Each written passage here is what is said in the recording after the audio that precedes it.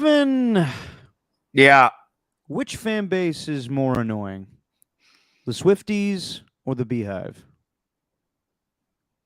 Mm. And Oh I know I'm taking a boy. giant risk Yeah. trying to. What are you trying to get our podcast canceled? I'm just trying to poke the bear here to show that I'm not scared. All these other sports publications trying to bring on the Swifties, I say, no thanks. We don't need you. You're not trying to get stung by the beehive, or you're okay with I, being I, stung I by the already beehive. have. If you remember a few years ago, I called out the Beehive for getting all over Joe Lacob's girlfriend or wife for getting in the middle of Jay-Z and Beyonce at a Warriors game. Oh yeah. Well, if I had to answer, I said she was overrated, and I agree. the I'll stand by that. I see some truth to that, but the way I'll put it is I understand the beehive more than I understand the Swifties. I just don't get it. Like I don't get the music. I don't get the appeal. I don't know how she's reached kind of Michael Jackson status where she's somehow being taken out in like a popcorn. What do you mean by that? Like in that you can't go anywhere without being mobbed by people. Ah, I see. Okay. Yeah, You have to be clear when you say Michael Jackson status. Yeah, no, she created an amusement park at her house, and all right, easy, but, easy. no, but did you see that? Did you see she had to be taken off with in like a popcorn thing? Describe popcorn thing. Yeah, it's hard to describe. It doesn't make much sense with the popcorn thing, but it was like a big metal box, and the way that she left the game was in this big metal looking box, and they claimed that she went away like the Wicked Witch of the West. Sure, or she Mary was being Poppins? she was being rolled away in this popcorn thing. At least that's what it allegedly. Yeah.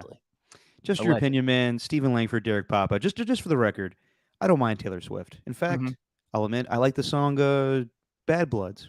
Not a bad song. And I don't care that she's with Travis Kelce. Good for them. Supposedly, she's going to show up to the Jets game on Sunday Night Football to watch the Jets. Good Lord. She may fall for Zach Wilson, but then again, Zach Wilson may be like, you're not my type.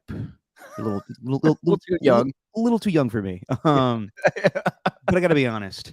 I saw the other day on Fox Sports, the headline was Travis Kelce has Taylor Swift come to the game.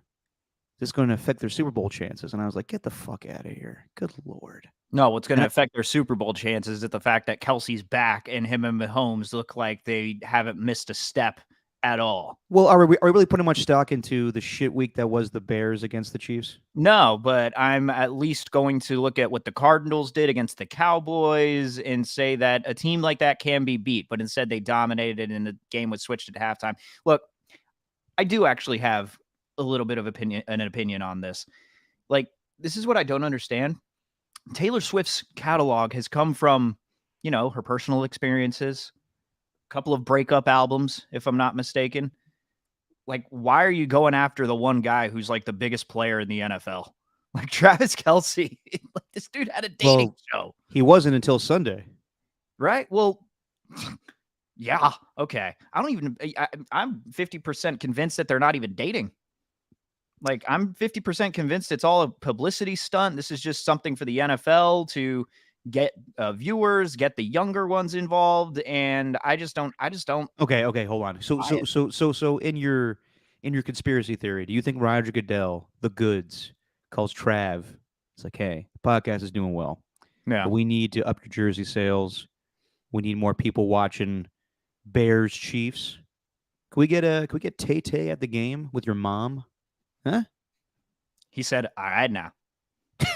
That's how he responded. No, like, I don't get it. I just don't get it. And like Travis Kelce, you're just setting yourself up for a breakup album being made about you, and that's going to be your legacy. Like, oh, come on. They could fall in love. Well, I listened to that. I listened to the podcast, right? I didn't listen for the Taylor Swift thing. I haven't listened to New Heights in a while, so I decided to listen. Neither have I, honestly. And they didn't reveal anything. He basically said he wants things to be kept private, but he also. You best believe he wanted to kick Walter Payton's son's ass. Taking that video. Yeah. But I think that he just doesn't he doesn't seem to want the attention. Like, he seems bothered by the fact that paparazzi are outside his house, but it's pretty clear he craves it because you're going after the most popular person in the world. I don't know. I just see these people and I'm like, gosh, that is just I can't imagine being in their shoes. Just Yeah. hundreds of people follow you everywhere you go, knowing you're public out. Like, you can't have a normal life that way. So I just don't understand it on either side. I don't mind. I could care less that they're I don't together. mind it. I'm not gonna like sit here and sulk about it. I just there's these sometimes these things. It's just what's going on here? What's the point of this? Why are we doing? If you're asking me, I just think that they're just casually dating at the moment, and then they're trying to keep it secret. She's probably like a very secretive person and doesn't like her personal life out there, so she probably told him, if you can, keep it under wraps as much as you can. Yeah. But like I said earlier, I don't care for the hoopla all around it from an NFL sports media standpoint, where we've crossed over into TMZ territory now, where NFL Total Access, and I love Mike Yam, but starting the broadcast out with, hello to all the Swifties out there. Like, what are we doing here? Well, we have been talking about it for 6.5 minutes into the pod. That is true. Let's okay, just get back to football. It's pretty clear the Bears are by far the worst team in football, and I don't think it was like. It was basically like inviting your girlfriend to come out and watch you kick, some little guy's ass. Yeah. Like it was, they're terrible. And if Justin Fields was robotic last week, then what was he, a mannequin this week? Like, it was terrible. Absolutely terrible. What are you gonna microwave that joke? Jeez, you used that last time too. All right, Steve, you don't need to tell people what I text you. Here's the thing, though. It's the only game that I actually remember getting right. I didn't look back. I didn't write down the picks this time, and it's the only game I remember getting right. But clearly, I lost. That's why I had my head in my hands when we started the podcast. I haven't really been looking forward to it tonight. Like, when you realize you lose, it just takes everything out. Like, sometimes you're excited to share your opinion. Last night, had to go to the Giants game. Couldn't do it last night, so went to this one, and as soon as I found out I lost, I'm just like, all right, well, that's it, ruined. Yeah, not to mention the Giants being eliminated from the playoffs. I had to break it to you that you have to eat some hot sauce tonight. Nah, it's fine. It was a close competition, though. I beat you by one single point. Oh my god, 28-27, and thank God for that new rule we came up with betting. Or if you get an underdog, you get 2 points. I hate you. Otherwise, I'd be drinking some. I'll be drinking some Da Bomb Revolution. But, my goodness! Alas, it's Steven's turn. We will get to all of it today. We'll talk about Josh McDaniels' decision, Devontae Adams. Talk about Brandon Staley's decision, and we'll talk about 70 points being scored by the Dolphins. We'll get to it all. But before we get to all that, real quick, before you drink the hot sauce, Steven. Dame got finally traded. Damian Lillard. We'll get into NBA for a little bit right now, just real quick, because it's the biggest story of the day. Damian Lillard traded to the Milwaukee Bucks. The last few days, our good friend Mark Spears was saying that it might be the Toronto Raptors, but in the end, the Raptors did not want to give up OG Anunoby, and the Milwaukee Bucks become the recipient of Damian Lillard. He goes to the Bucks. It was a 3-way trade, and the details are Dame goes to the Bucks. Oh god, here we go. This is gonna make my head spin. I've listened. I've heard this like 3 different times, said on 3 different shows, and I can't retain it. There's no retention with this. You figure by now Woj would get the shit down, but every time he's called to go on ESPN, he's like, it's this in 2019. I mean, not 2019, 2020. He's just so rattled by the whole thing. You want to talk about the Justin Fields of reporting? He's robotic on the air, man. He really is. He's like it's like you need to shock him into to working. It's like he has like a little, one of those little what do you call those? The things you put on on a toy and you like twist it so it like goes. A little windy doohickey. A little windy doohickey. Yeah. Yeah. Adrian Woj windy doohickey. There you go. So the Bucks get Dame. The Blazers get Drew Holiday for now. DeAndre Hayden. Tsunami Kamara. Familiar with that player? I don't know. Okay. 2029 first round pick and a Bucks pick swap. The Suns, this is the interesting part that I'll get to in a little bit here. They get Nurkic. They get Nazir Little, Keon Johnson, and Grayson Allen. Hate that guy. But they really improved their bench. So first and foremost, Damian Lillard goes to the Bucks. It's not the Heat. We had Mark Spears on today. He said that Dame has accepted the fact that this deal with the Heat was not going to happen for the last week now, and his agent told him it's basically going to be either the Bucks or the Nets, and he was cool with that. And he's all 100% in on joining the Bucks. He would have loved to go to the Heat, Yep. even though Jimmy Butler says there was tampering going on, but he can figure out there is no tampering when there's a trade, and you also can't complain when you fill your gas up for your Bugatti. That's ridiculous. But in the end, Damian Lillard is going to be a Milwaukee Buck to team up with Giannis Antetokounmpo and Chris Middleton. And for Giannis, who pretty much his whole offseason has said that he's a Milwaukee Buck for now, but he's not, unless we make some major moves to make me think that we're going to be in contention for another NBA Finals. I'm not going to say that I'm going to be a lifelong Buck. And I think that will probably change today. So I think it's a huge move. I think it makes them probably the best team in the East. And I'm happy for Dame. Even though I think last week he said he would never join the Warriors, he'd never join a super team like that. It's easier when you get traded to a team, I guess, but it's kind of the same thing, I would say. I like the move. Happy for Dame to get out of Portland, but I'm not that high on the Bucks. Why do you say that? I'm looking at this as the same way the Phoenix Suns looked last year. The Bucks, I know they got a new head coach now, and what's his name? He's from Toronto. Adrian Griffin. Yes. Yeah, Adrian Griffin, son, cousin of Peter Griffin, NBA coach. Sorry, I don't know what brought that about, but that impression shocked. Yeah. Well, I can't do the Cleveland Brown anymore, so not doing that. But I'm not that high on them because even with Dame, they're going to be an offensive powerhouse, but Drew Holiday's a big move, like a huge move. Right? Like I don't think people. I guess last year he had trouble scoring, and that's what hurt them in the first round. Like their lack of scoring. But Dame's 33 now, and he is coming off a career best season. I'll admit all of that, 32 points per game, whatever. But this doesn't strike me as a team that's going to be built to make the NBA Finals.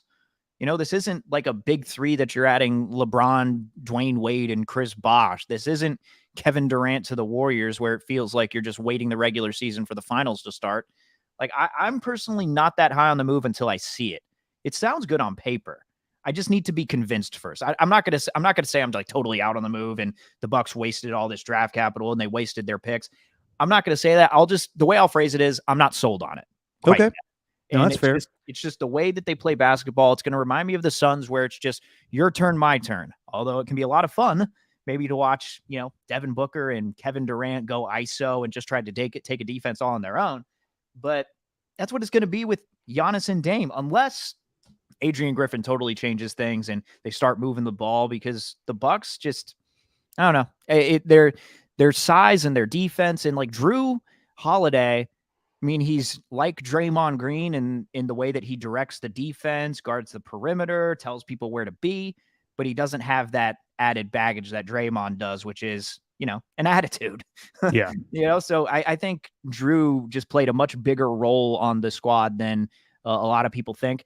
But if their goal, or if their main goal here is not just the NBA Finals, but keeping Giannis Antetokounmpo, and convincing him to stay in Milwaukee, then I think that then this would be a success. But I don't see it translating into a championship. I would say if they play the style of basketball that I like, and I think most teams should be playing instead of this ISO bullshit that the Suns did a year ago, then I think they're going to be good. We'll see. It's way far off before basketball season starts. Right. I'm not even thinking about that yet. I know we have Warriors Media Day and all the NBA Media Days next week, but I like the move because I think it's going to be interesting, and I think Dame will like Milwaukee the same way he liked Portland, kind of, weird kind of cities like that, kind of fun, kind of low key. I think he'll fit in fine. Yeah, and they just totally wasted like his time there. They didn't do anything to help him. Yeah, I know. It's like Aaron Rodgers with the Packers. Like they didn't draft a receiver in a way. They didn't draft a receiver in the first round and didn't get him any help on the outside. It's like Dame Lillard hasn't had a lot of help. There hasn't been a lot of people that wanted to join Portland. They clearly didn't make that much of an effort. It was him and CJ McCollum, Yusuf Nurkic for a time. Nurkic got hurt a lot. I don't know. I'm glad he's out there, but I'm just not that high on the Bucks. I guess No, that's all. that's That's all I fair. But I think the most interesting point of the whole trade was the Suns' standpoint. So Mm. they get rid of DeAndre Ayton. Yusuf Nurkic comes over, and that's an interesting player to have now playing the five. And I think that they improved their bench a lot. I know before I was really high on the Eric Gordon acquisition to have him come off the bench, but now they get more bench depth with the Suns, with all these guys.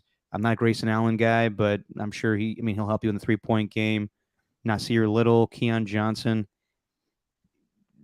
The one thing that we were, Mm.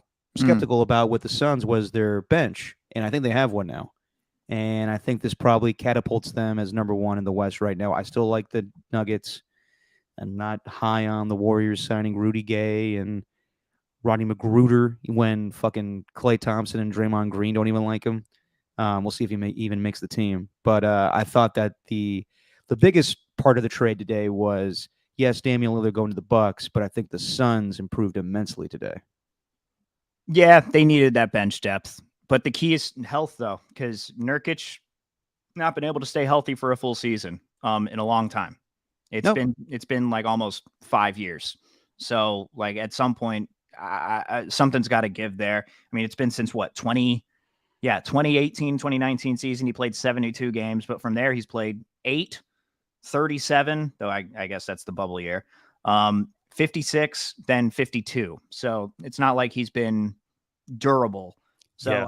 it's a question of health with that team. I like what the Warriors are putting together. I actually like the Rudy Gay acquisition competing for a spot, because those 14th and 15th spots, man, they were just used for no reason last year. They didn't have anything on the end of the bench. It was just, hey, Patrick Baldwin Jr. and Ryan Rollins, you guys get to sit here and maybe come in garbage time. At the very least, they're going to be using those guys to provide some veteran help and actually show Jonathan Kuminga the ropes a little bit. You need a new version of Andre Iguodala somewhere, because Iguodala is not going to be on that bench like coaching everyone up. You need some sort of veteran to do that, and a guy who can maybe give you a few minutes. Okay.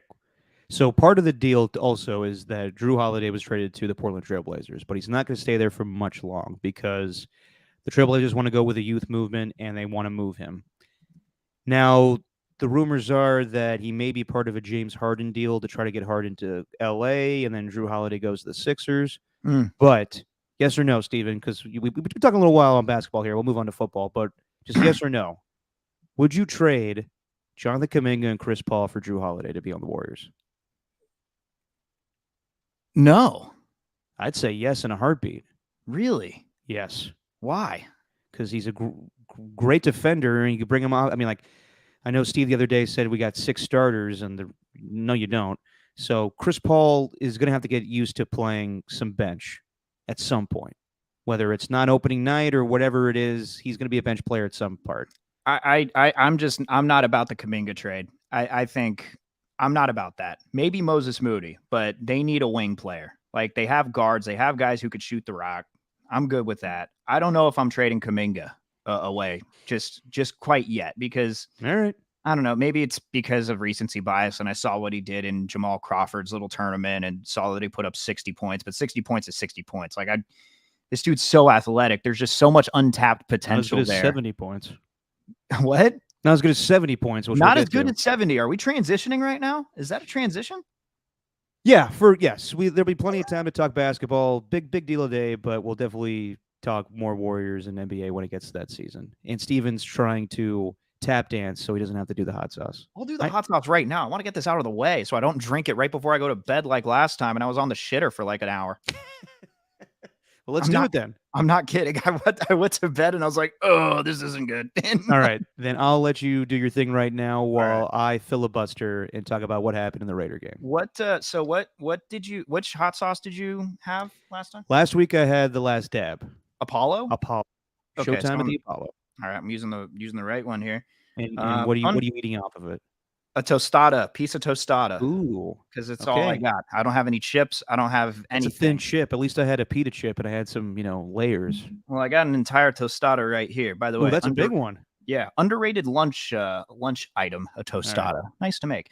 Fun fact, by the way, Derek. The first time I heard about the Apollo, the movie Down to Earth with Chris Rock. You ever seen that? Of course I have. Oh, Underrated. Where Chris Rock turns into the old white guy? Yes, and it can't be made nowadays. It is so good. Oh, it's hilarious. Yeah, like him. I want to say, who's the Academy Award winning actress? Regina Hall? Regina King or something. Regina King. And they are getting hot dogs together in Brooklyn, and DMX's Rough Riders come up and they cut to the they cut to the old man singing it. All I feel is pain. All I know is rain. Whatever. I haven't seen the movie in a long time. Dude, it's really good if you watch it again. But you know what? I haven't seen the movie in a long time, and for whatever reason, every time around like I'm golfing or I'm at like a putt thing, I'll always say Taka Woods, y'all. Taka Woods, y'all. Taka. I know you're into the whole Jet magazine thing. All right. So here we go. There's a lot on here, but it's mostly liquid. This is not. I dropped some on my laptop. Oh boy. Okay. That's a lot. Let's see if Steven turns into the mask again, where his face just goes crazy. No, I'm gonna be totally normal. I'm gonna be totally normal.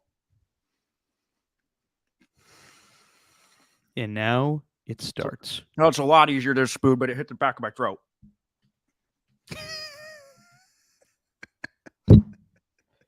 All right. Well, Steven's in pain. This show sucks, man. I will talk about what happened on Sunday Night Football. Someone sponsor us. Pepto-Bismol. Ooh, that'd be a great sponsor. Nausea, heartburn, indigestion, upset stomach, diarrhea. All right. Oh, yeah. Yeah, especially the last one. All right. So while Steven screams in agony. Yeah. The Raider game. Yeah.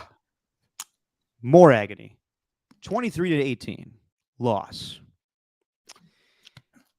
And the irony of the whole thing. You know when you swallow like the you swallow and it hits the yeah, I know. Oh. So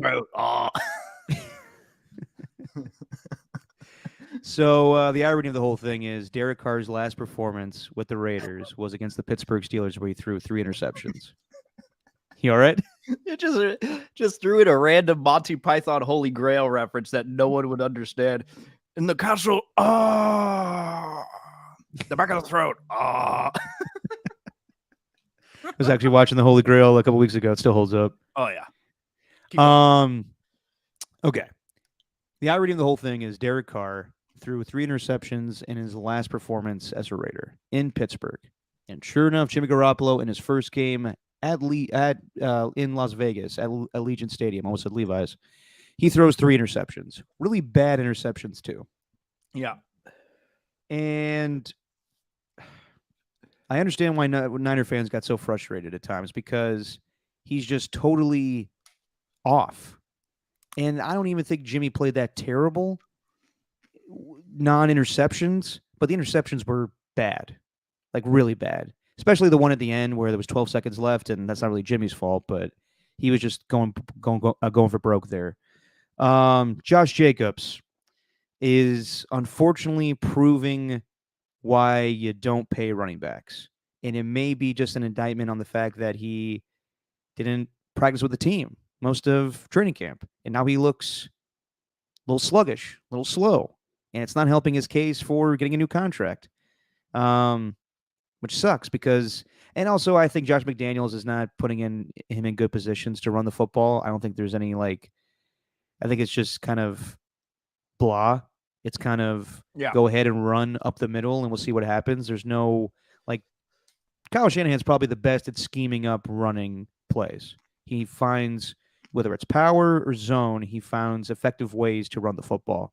It's not just bland, here comes McCaffrey up the middle. It's misdirections. It's tosses. It's sweeps. It's everything, where I don't think Josh McDaniels is doing that enough to help benefit Josh Jacobs in the running game. Marcus Peters looks slow. Yeah. Really slow. Doing his best Sean Smith impression. Oh. It's bad for him to be out there right now, and they need to find a better corner. So, guys, this week, like Quentin Johnston, don't burn him on one-on-one coverage. Some positives from the game. I'll just, not everything negative, but Devontae Adams is fantastic. He's an amazing player, and I hope the Raiders don't fuck this up where he wants to leave. Him and Jacoby Myers are a pretty good 1-2 punch when it comes to a receiving core. Uh-huh. Now, the end of the game. I would say this.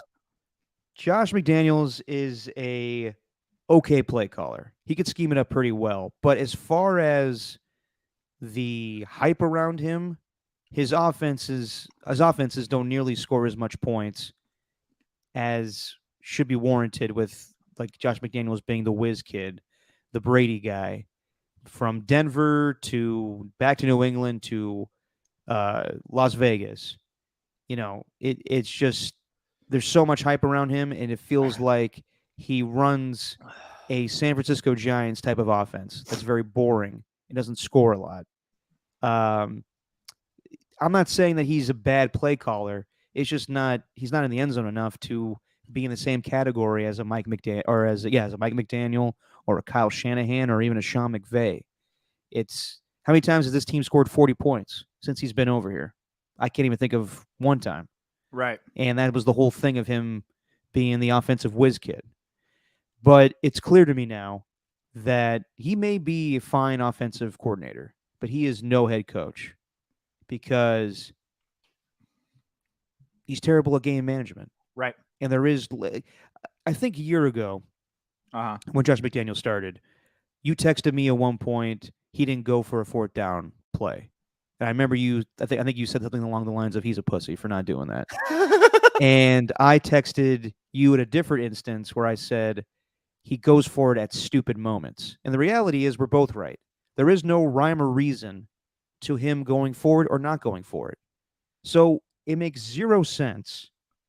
What's this the whole situation here? He just has zero feel for a game.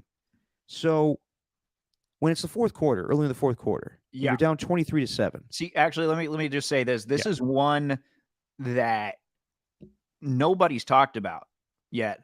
I think I'm over the hot sauce. It comes back though when you start talking. Everyone's talking about that field goal at the last couple of minutes, kicking it, whatever, with 2 minutes to go, and you're only giving your team 15 seconds of time. But the one you're about to talk about, I think, is one that's more of an indictment on who he is as a head coach and what makes that decision to go for it or to not go for it, rather, even worse. So continue. Well, yeah, that fourth quarter, the Steelers are up 23-7. You kick a field goal there, and you're down 23-10, and you give yourselves two opportunities to score to possibly win the game 24-23. But no, Josh McDaniels goes for it. Let me get the time right in the game accurate. Fourth quarter, 23-7. So let's see here. I don't have it in front of me, but what are you looking for? Like when at what point in the game and what yard line were they at where it was 23-7 with the opportunity to kick a field goal? Instead, he went for it to keep the score 23-7. That was with 13. That was with 13 minutes left. They were on Pittsburgh's 22, and 13 minutes 13 seconds. And what was the down and distance? Fourth and what? 4th and 5. 4th and 5. That's an opportunity where you kick a field goal against that defense. Like that's the appropriate time to kick the field goal. What do you think you're going to get 5 yards on that defense late in the game when you haven't really been doing much? When you scored 7 points, like what is? It was just a terrible decision. Oh, I just don't understand why that's the moment where you decide to go for it. Right. Like if you had some consistency with your willingness to go for it on fourth down and kick a field goal, then I would understand it. But to not kick the field goal there and to go for it makes no sense what happened later. So he made it so much harder for the Raiders to get back in that game. Yeah. Because then if you're down 23-10, all you need is 2 touchdowns. Instead, they don't get the touchdown, they don't get the conversion, and they're down still by 16. Right. So you got to score 2 times plus 2 2-point conversions. Yeah. Now, somehow, some way, the Raiders get in that opportunity to pull that off. They score, thanks to Devontae Adams. Then they get the 2-point conversion. They're down 23-18, and it's a 1-possession game. Then they have the final drive of the game, or their next to final drive. And let me get the whole situation here. So 23 to 15. Yep. Jacoby Myers lays out for a fantastic play that did not count along the sideline. Oh. But instead, it's a 4th and 4 from the Pittsburgh 8. Manageable. And instead, Daniel Carlson comes out to kick a field goal. Yep. And even Mike Tirico and Chris Collinsworth on the call think they should go for it here. Yeah. And instead, they kick the field goal. Now, a lot of people are comparing this to the 2020 NFC Championship game where Matt LaFleur decided to kick the field goal and give the ball back to the Bucs with the hope that the defense would get a stop and Aaron Rodgers would have a chance to win the game. Yeah. Now, that was a situation where I've had some dynamite contributions here the past couple of minutes, by the way. I thought I let your tongue breathe a little bit. Yeah, you did. Okay. Appreciate it. So that whole situation was where the Bucs didn't score, I believe, any touchdowns in the second half, and you have the Packers defense pick off Tom Brady 3 times in the second half. So chances were in their favor, and honestly, everything that was going on there, it's funny that Devontae Adams was part of this twice, actually, now that I think about it, because he was in that game, and he was in the game on Sunday, obviously. Mm-hmm. There was no confidence in me that the Packers were going to score on that drive to tie the game. But in hindsight, maybe they should have because they never got the ball back. What confidence did Josh McDaniels have in the Raiders' defense to get a stop? Now, I know that they were doing better, but what made you think that they were going to stop the Steelers' offense in that situation? Well, was it his confidence in the defense or his lack of confidence in Jimmy Garoppolo? It's something that Kyle Shanahan wrestled with for the entire time he was in San Francisco, like the confidence factor. That goes back to my whole thing of this is an upgrade? Right. Yeah, it turns out that Broncos game was an outlier because the Broncos just stink. It seems like they're imploding too. Well, only scoring 17 points in hindsight now looks pretty bad. Yeah, it does. But that may just be the Raiders' offense at this point. Well, like, here's my thing with all these guys. Because we talk so much about Shanahan and now Mike McDaniel's brought into the conversation. But the jury's still out on these guys managing games. It still is. Like, I need to see it from one of them in the big game before I could judge whether they're like a perfect head coach. Josh McDaniel, that ship has sailed. But for me, like, these dudes like McDaniel and McDaniels and Shanahan, McVay's the one that's won one, but Matt LaFleur, as you mentioned, who else am I thinking of? Zach Taylor, like, these guys who are offensive play callers, can scheme it up and all that, their game management skills still have to be put to the test, because if you really think about it, since this era began where with all these new play callers, it's just been Andy Reid and Sean McVay who have won. And whoever with the Bucs, who was the head coach of the Bucs at the time, was that Arians or Bowles? That was Arians. So, like, the jury's still out for me with these types. I think you're going to see a lot of that. Like, I'm sorry, but with Shanahan, if there's any knock at all that I have on the 49ers or any form of doubt that I have with the 49ers, it has nothing to do with their team. I think their team's damn near perfect. like they're about as complete as could possibly be. They got a defensive coordinator that, again, another seamless transition. But what if they are in a crucial situation and come game time, Shanahan's going to start having to make some decisions. So far, he hasn't had to make any sort of decisions that have influenced the outcome of a game in like the second half. Maybe, what he did in the first half last game against the Giants was something that he didn't really do too much last year. But, like, the jury's still out on all these guys, to be honest. McDaniels isn't the only one, but I say all this to say, I don't trust McDaniels. I don't think the Raiders are going to win anything. And what differentiates McDaniels from these other guys is these other guys are focused on defense too and trying to build their defense. McDaniels is so focused on their offense. He was just like, I'm going to hire Patrick Graham and then we'll just take care of it later. Like, that doesn't work like that. Well, what's so crazy about the whole thing is the odds when the fourth quarter started, when you went for the fourth down play and didn't get it. You're down 23-7. You need 2 touchdowns and two point conversions. Yeah. And you were in a situation to have that happen. And in the end, Josh McDaniels said to himself, I like my chances of getting the ball back. But you don't fucking know if you're going to get the ball back. That's why Yeah. this whole fucking thing is so stupid. He just doesn't understand. Like, he does not know how to dictate a game. And I lost zero confidence. I have zero confidence in him now as a head coach. It'd be one thing, like, we all know what's going on in the offseason, however, like they did the report card about head coaches in the league or how different organizations run things. One of the biggest knocks on the Raiders was the facility was fine and everything, but as far as coaching, the biggest indictment on Josh McDaniels was he doesn't really take the opinions of anybody else, and he's kind of a, more of a tyrant than a leader. Right. And I can handle that if he's a good coach and they're winning games. But when you just, just give the ball away at the end and you're not aggressive as a play caller, I have serious doubts about you. Yeah. So I do not understand.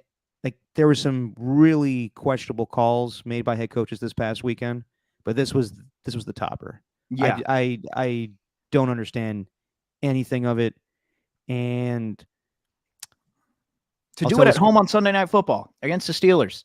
Yep. Like, what could be worse than that? But what's to me something that's the bigger story. Like, it's Mick Ziegler. It's not just McDaniels, but it's Dave Ziegler, the GM. And the way they constructed this team, it doesn't make any sense. They didn't upgrade at the positions they needed to upgrade. It's like they were so focused on quarterback, they forgot about everything else. Like, right now, tight end, Michael Mayer, I guess, would be a good pick, but I haven't seen him do anything. They don't have any tight end help, and they didn't replace Waller at all.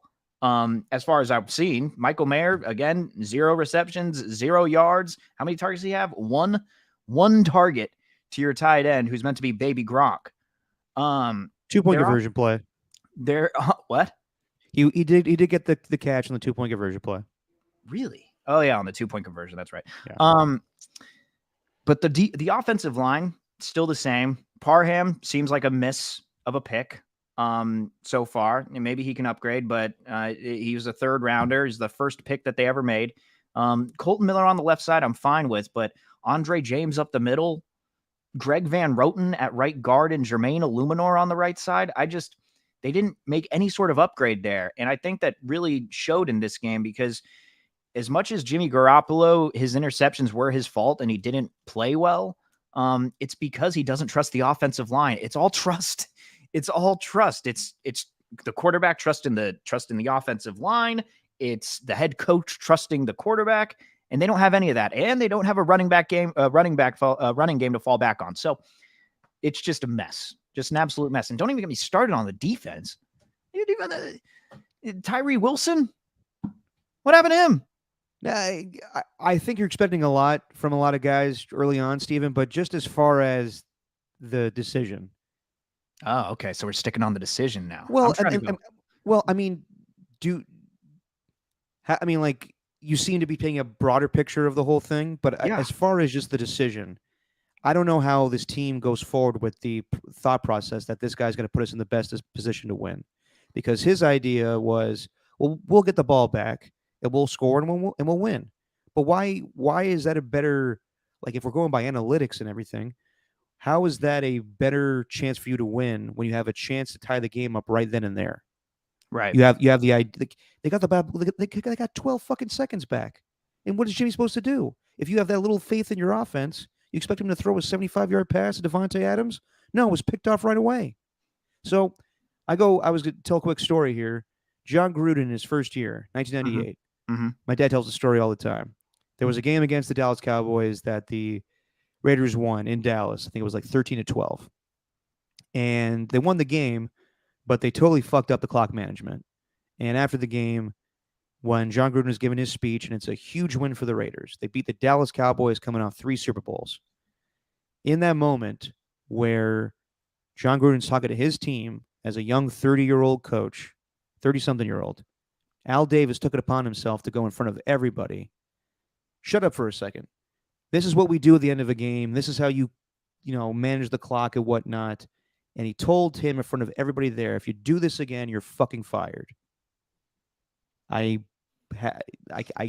don't doubt for a moment that if Al Davis was still alive, Josh McDaniels would have been fired for what happened on Sunday. It's a fireable offense. That is inexcusable for what he did.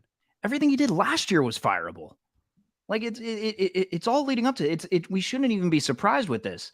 It's like, how many second half leads did they blow last year? The most for any team in a single season last year. I think the Raiders had like 5 quite or a lot. I mean, easily the biggest one was that, that one against Los Angeles. But that decision, though, it just goes to show that his head is not in the game. And to be so stubborn, like, would you rather admit that he made a mistake? Would you rather have him admit that he made a mistake after the game? Because I mean, I'm not expecting him to, because I know he went to the whole thing with Vic Tafur, and Vic Tafur was like, "This isn't. You're saying that you don't trust your offense." And he was like, "No, no, no, no." And then I heard him yesterday say that you have the right to criticize me for that decision, but I'm not going to say that I regret it or anything. In the end, head coaches are not going to sound stupid. They're always going to say, "I stuck with my decision, and that's final, and it is what it is."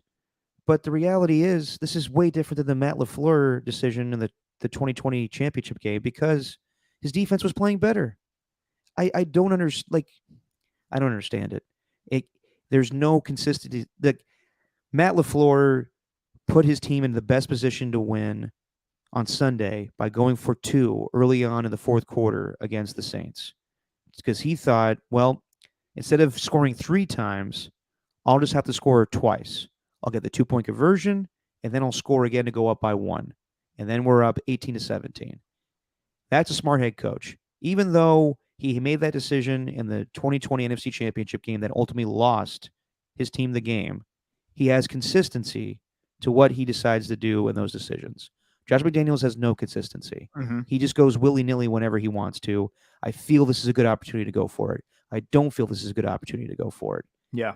And I don't know how your team could trust you in those situations. I definitely don't think your team could trust you when you just decide dumb shit like that. Like, even Belichick goes for it on 4th and 5 against Peyton Manning years ago, 15 years ago, on their own 25-yard line. At the time, that was thought of as the craziest decision ever made, because then Peyton went back and beat him by 1, 35-34. And I thought it was a great decision because he knew that his defense could not stop Peyton Manning. So he had to go and get that first down right then and there. It's kind of similar to what Brandon Staley did, but totally different in just, Brandon Staley being who he is and and Bill Belichick being an established coach. Regardless, just to focus on Josh McDaniels, it's a terrible decision. I have zero faith in him as a head coach going forward. I think he's a fine play caller, but as far as a head coach in managing personalities and managing a game, I think he's lost it. And he's probably lost the players too. That's the type of decision. It's not just fireable, those types of decisions. Those are also ones where your players aren't going to have any faith. Like, you think that us, the fans, are the only ones who know that he made a mistake? Everybody knew.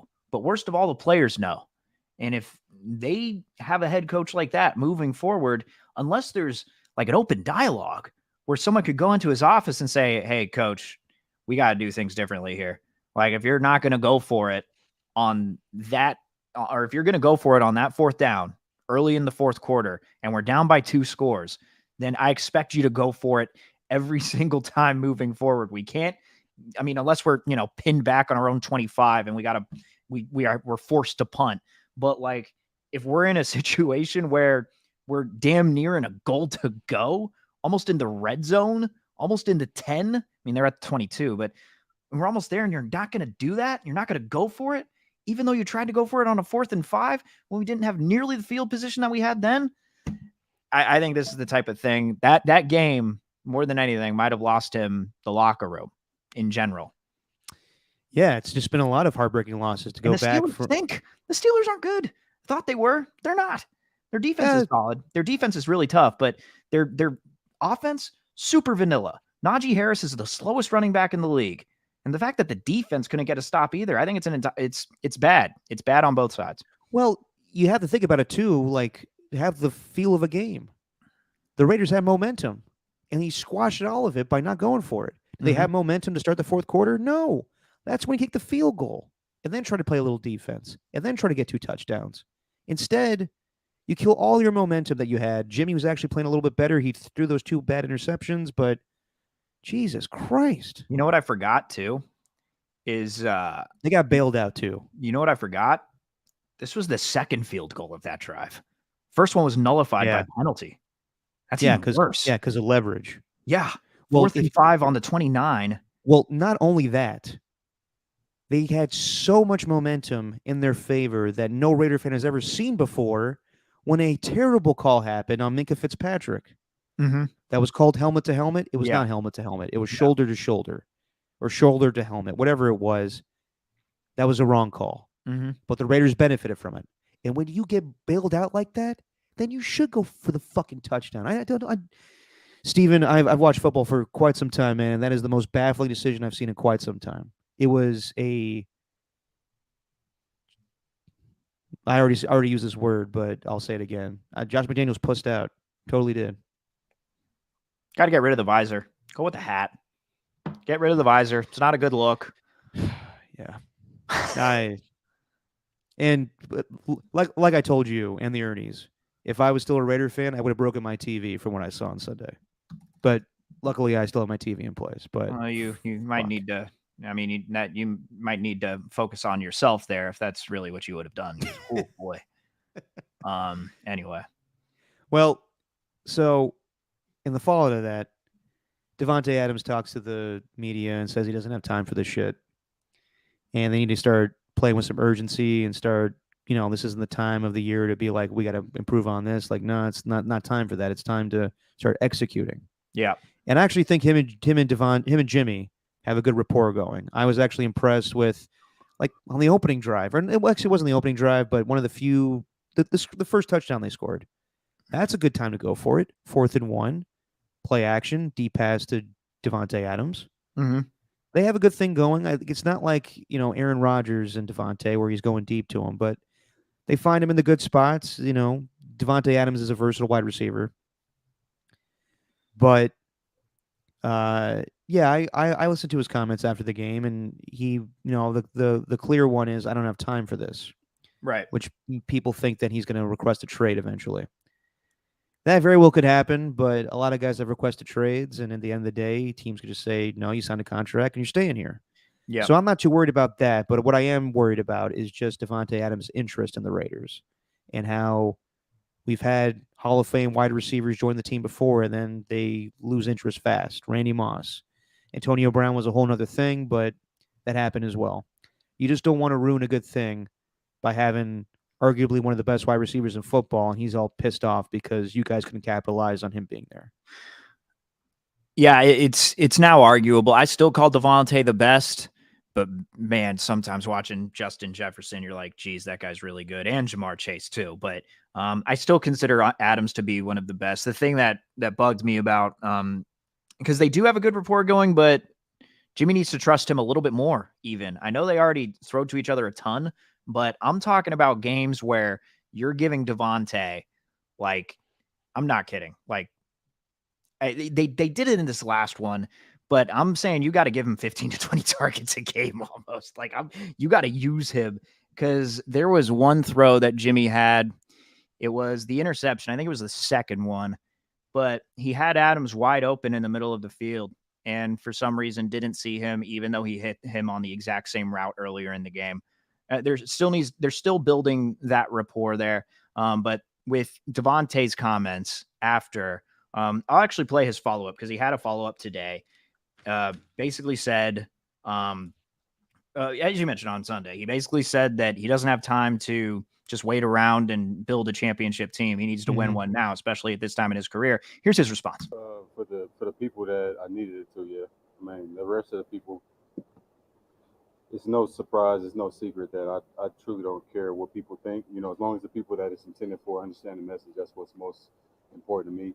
For the people that didn't understand the message, it was not a shot or directed at anybody in the front office here. That was about us as a football team and the players that go out there and control things and have the most control over what happens, in the outcome of games. And I think it's a really cowardly and small thing to take shots at coaches when we do have a lot to do. The most to do what happens ultimately out there on the field. So, I'm a pretty direct dude, as you know. So, if it was that, I mean, I wouldn't personally decide to go to the media about it. I would, take care of it the way that a man is supposed to, and you know, I'm just big on taking care of my part of it, and I take a tremendous amount of pride in what I do, and what I put into this game and my portion of it, and I like to think that it reflects in the outcome and the product that you see on the field. So I just try to keep it to that, and then let the rest of the stuff handle itself. Now that's the first time I'm hearing that, and I'm glad he said that. But also it is an extreme because it's different. Like Devonte Adams is a more mature individual than Randy Moss was, and Antonio Brown for damn sure. But it's an indictment on the Raiders. It's pretty telling that every time we see Devonte Adams frustrated, our immediate reaction as fans and the media is, well, he wants to be out of here. Because that's just the MO of the Raiders, is to get great players and then have them be pissed off because they don't win. So I'm not blaming Devonte Adams for anything. I'm glad he clarified his comments. But it just goes hand in hand with the Raiders that when you have a great Hall of Fame player that you acquire, you run the risk of pissing him off because you don't do enough to keep him happy. And it's also the age we live in, though, with sports. I mean, Damian Lillard's literally been saying, yeah, I'm going to get traded, and Miami Heat's my only destination. If anywhere else trades for me, I'm going to try to get to the Heat. Like, that's the type of age we live in. So everyone just goes crazy after these sort of comments. But I'm also thinking, like, if the Raiders are in another position where, I don't know, what if they're at the trade? When's the trade deadline? It's like November, right? Yeah, November 1st. Yeah. So if they're at a point where they're around that, it's maybe later this year. I mean, if they're like a 3-win team, 4-win team, I mean, I think other teams should come calling for Devonte. But you can't trade him away. I know you can't, but if I'm other teams right now, say I'm in the NFC, and I'm looking at the 49ers, I'm saying there's not much we could do to beat this team. There's not much, except we make one really, really bold move. I don't know which team that would be. But like, I think teams are going to come calling here. For him? Yeah. It's different because he has one of the richest contracts as a wide receiver in football. Right. I just don't think it's realistic. He's got the years on his contract. It's difficult to trade him like that, especially for the compensation you have to give at the deadline for him. It'd be probably multiple draft picks. Yeah. It's easier to trade a Mike Evans who's on the final year of his deal. That's why, like, I know the media likes trade stuff, and I love trade stuff, but it's unrealistic sometimes. Like people that I know, Fortenbar brought this up, but Kirk Cousins is not going to be traded to the Jets. They have no draft picks. They can't do it. They can't pay Kirk Cousins and pay Aaron Rodgers. They're screwed. They're 100. Like Robert Saleh goes up every. Like, has anyone seen? Who's my guy with the Jets? GM. Joe Douglas. Joe Douglas. Has anyone seen him talk at all since Rodgers went down? No, because he doesn't know what to do. So Robert Saleh goes up every week and puts a great smile on and, tries his best to say Zach Wilson's our guy. Because that's all they can do. I'm sure if Joe Douglas went up there, he's like, we're fucked. I didn't plan for this. I didn't want Zach Wilson playing. So they have to ride with Zach Wilson or Trevor Siemian or Carson Wentz or Colin Kaepernick on practice squad, which I'm not getting into. But Devonte Adams has to just stick it out with the Raiders for the here and now, and I don't know if it's going to improve. You and I expected this before the season was going to start, that maybe this is kind of a shitty situation this season, but it gets a hell of a lot shittier when your coach puts you in positions to lose like that. At least I would have felt much more better about Sunday's game if they just went for it and didn't end up getting it. Instead, he just cowardly crumbled. Right. And I don't know how, like, there's already questions about whether the team really respects him or not. And I think that added to the fire. Yeah. Yeah. It's also an indictment on the team, though. Just in general, the way it's constructed, there's clearly not someone in there. I don't know. Jimmy's a leader, but there's no sort of culture there's no identity that the Raiders have. That's the problem I have with that team. The big problem is there's no identity.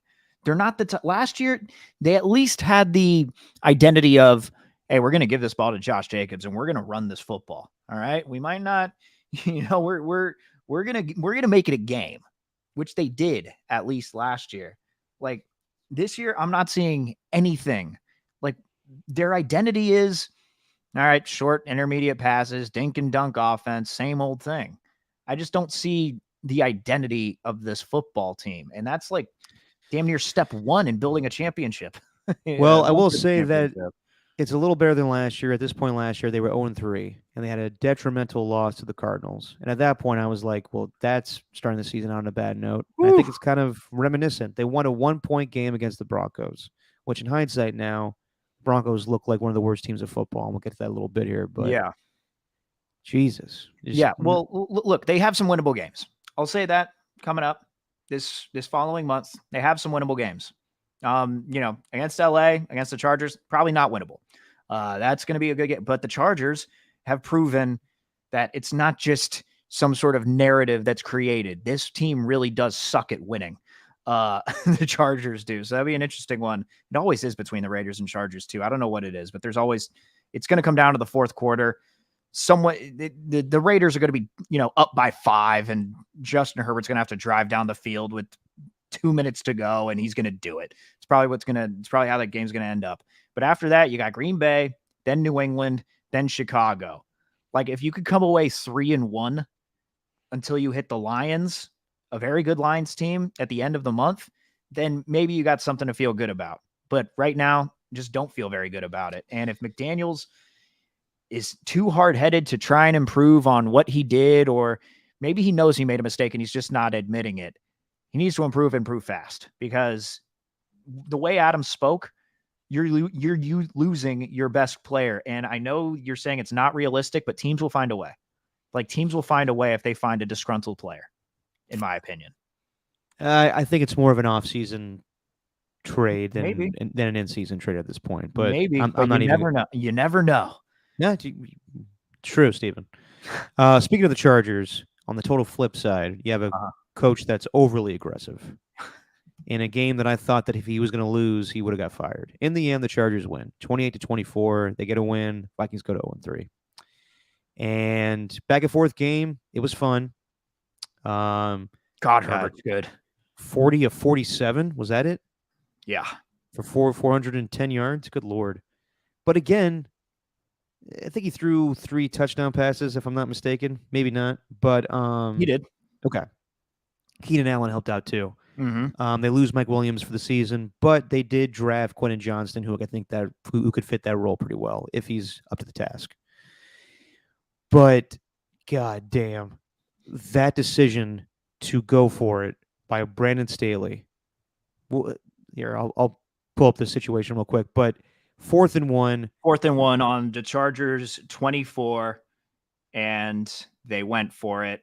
The Vikings had no timeouts left. And the Vikings had 0 timeouts, but they were on the Chargers side of the field on their own 25. I mean, we didn't see it a lot last year, but this reminded me of a decision that Brandon Staley would make his rookie head coaching year, where he did shit like this all the time. And sometimes it worked, and we were like, oh my God, this guy's no risk it, no biscuit. He just does whatever he wants. Cojones. And then it backfired in his face. He lost the Chiefs game that I went to. I don't know, like when you have Joey Bosa and Khalil Mack, you should punt that ball back and make Kirk Cousins go the length of the field to beat you.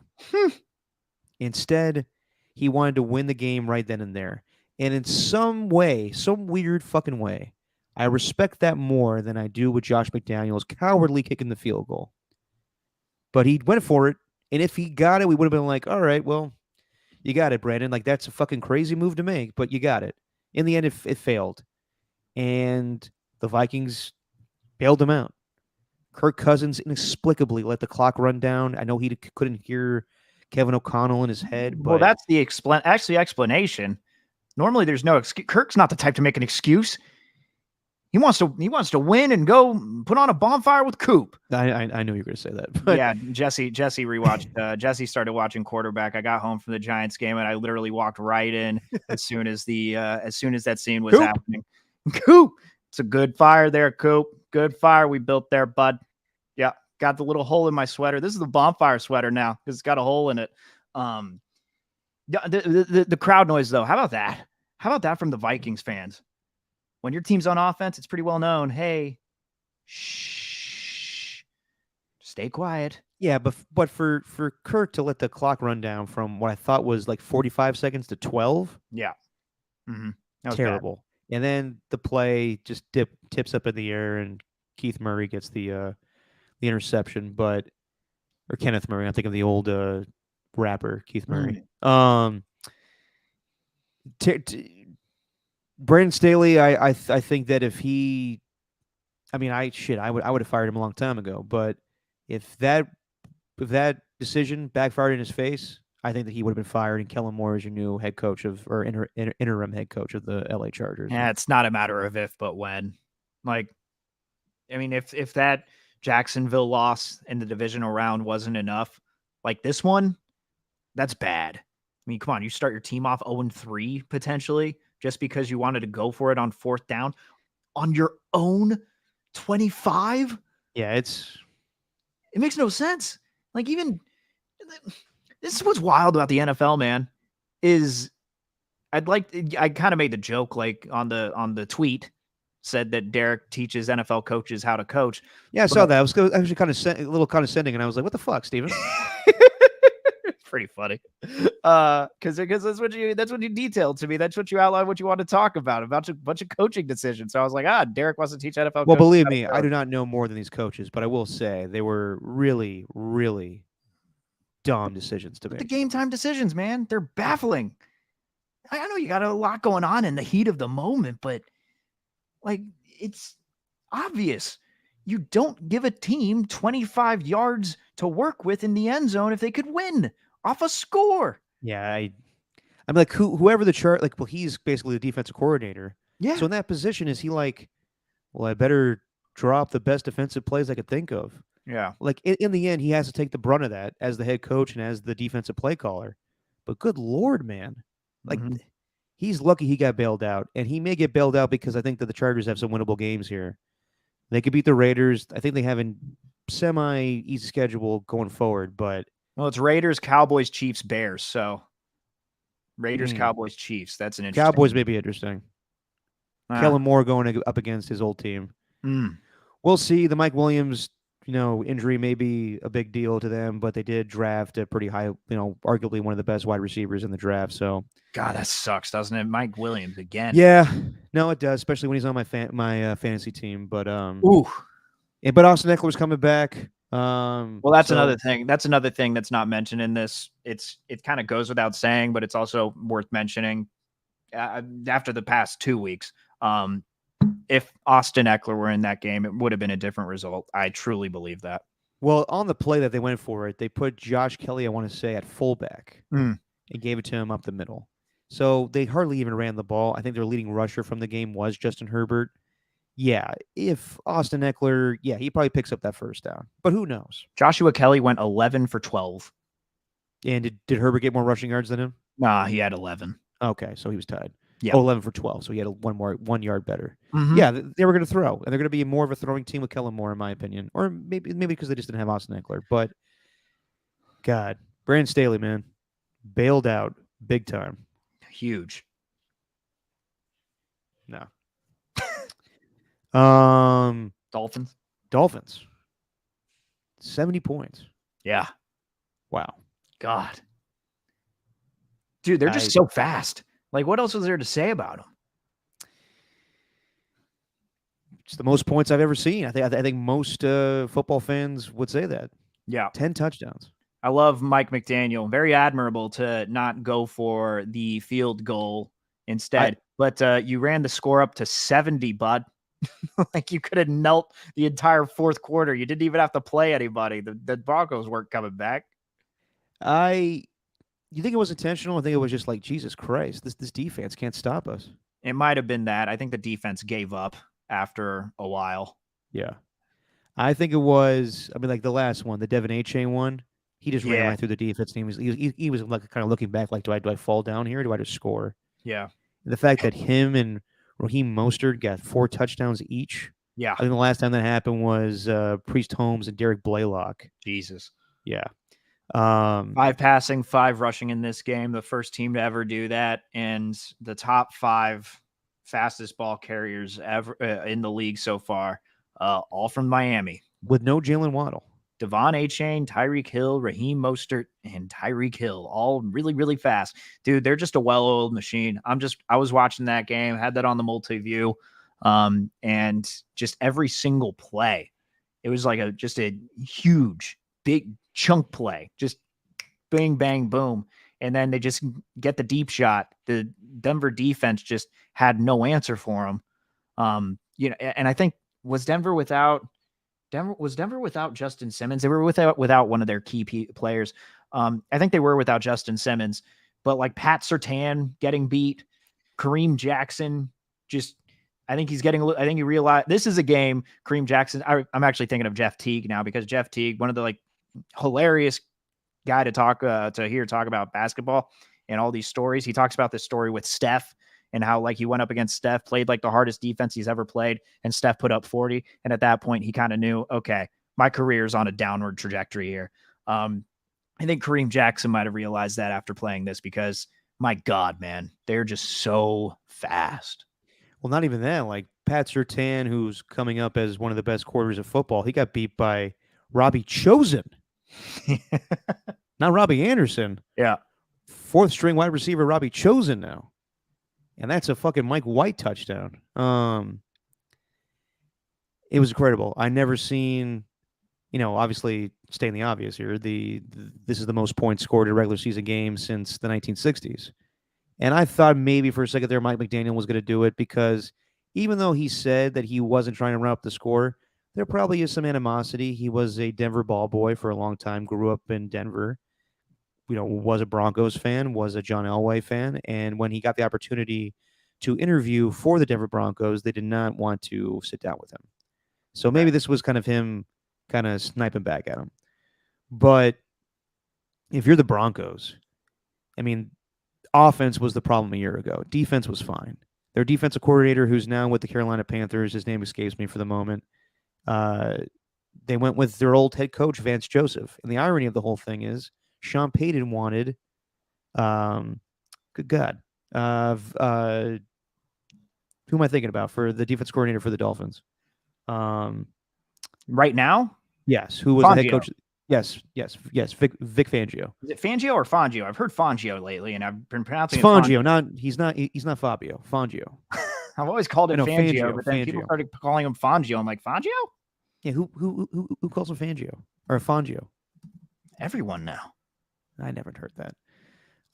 Vic Fangio. He wanted Vic Fangio to be his DC, and Vic Fangio was the head coach of the Broncos, and he, unlike Vance Joseph, who was willing to go back to Denver, Vic Fangio was like, no, I'm not doing that. So, yeah, hands down, Miami has the best offensive football. They still very well could trade for Jonathan Taylor. Jonathan Taylor has let it be known that his time is coming up being on the PUP list, and he does not want to go back to Indianapolis. So, Jesus, if they add him too, that'd be insane. But I don't put this on Russell Wilson. I know a lot of people are shitting on Russell Wilson still from him not looking great, and I still think that he still has to figure some things out. It's not like this was a shootout. Like that old score that was the original record of 73 points. I think it was 73-41. What's really impressive about this is the Dolphins scored 70 points and only gave up 20. So Vic Fangio had his defense ready to play. They were causing turnovers. Usually when you score that many points, your defense is like, oh, shit. Can't even get time to sit down and rest. Instead, they balled out and they held them to one offensive touchdown. The other touchdown was on a punt return or kick return, I think. But really impressive. And yeah, some people are questioning why Sean Payton let Russell Wilson play into the fourth quarter. I really don't know. I thought Russell Wilson played fine for the most part, but he did throw that bad interception to Emmanuel Ogba that was like right to him. It's the defense for the Broncos. They have regressed big time. And Sean Payton, man, 0-3, looking more like Kevin James than the original Sean Payton. And by the way, what do you know what's going on with the Sean or the Kevin Nope. James meme that's going? I have no idea what the hell that. Look at King of Queens shrug. Yeah, I don't get it either. I don't think anyone gets it. Did someone at least take that meme and be like, when you give up 70 points on a Sunday? Because I've yet to see that, actually. That would be hilarious. So. Oh, yeah. Okay. Yeah, that's where I first saw it. That's where it made sense. I'm like, okay. They're using Kevin James here, but now everyone's using it. I don't get it. Yeah, I really don't get it either. But yeah, 70 points. We had a Mike Martz on Tuesday, and he was obviously the offense coordinator for those and the head coach for those Rams best show on turf teams. And he was like, we could have scored 70 if I wanted to a few times, but I didn't want to rub it in the other team's face. And not that like Mike McDaniel was doing that. I like that he said in the post game, like, I could have, kicked the field goal there and broke the record, but our goal wasn't to break the record, and shit like that comes back to bite you in the ass. So I respect him for that. But also, it was pretty impressive that he was like not even like trying that hard. They scored 10 touchdowns. It was pretty fucking incredible. Yeah, what they didn't show on the sideline was him vaping. He never vaped. Yeah, he did. No, he didn't. He admitted it. In his own weird way. Yeah. He totally did. Look, man, I'm not saying this is going to be the Super Bowl matchup because so much can happen, but considering this is the only way these two teams play, or they can play this year, but I want to see the 49ers and the Dolphins in the Super Bowl. If you had we saw that last year. But if you want to, I know, but this is a new and improved Dolphins offense. Mike McDaniel clearly spent all offseason working out something new because he has somehow, I don't want to say revolutionized the game, but we talked about it last weekend on Saturday. He's figured out how to maximize Tua, how to use that speed and work around that offense, and it's the perfect marriage. Okay. But listen, I'm very impressed with the Dolphins. Obviously, they scored 10 touchdowns last Sunday.